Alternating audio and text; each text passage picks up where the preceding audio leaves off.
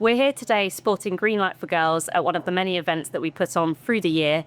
This is now our 10th year supporting Green Light for Girls, and we've seen thousands of girls come to these events that AIG and G4G have put on. And it's really lovely to see the next generation of leaders coming through, supporting those continuation in STEM subjects. So who have we invited today? We've invited lots of the local communities and the local schools, and it's lots of young female students that are interested in STEM subjects and looking at those careers that they can continue. What's the workshop that you've been doing today? I've been running the insurance risk workshop. We've been looking at breaking down the underwriting skills and the broking skills in order to put it a little bit into a real life context for these girls.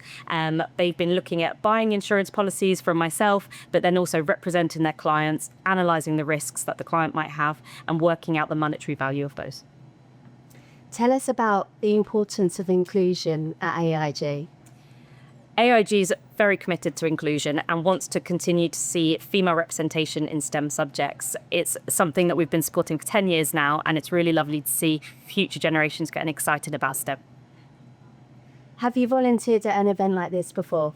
I've been volunteering at the G4G events with AIG since I started. It was something that I got involved in my first few weeks, and it's really lovely to see how it's grown and developed over the years. Is this one of your favourite volunteer experiences? This is beyond a doubt my favourite volunteer event of the year, and it's really nice to see how the workshops have progressed and grown along with AIG's commitment.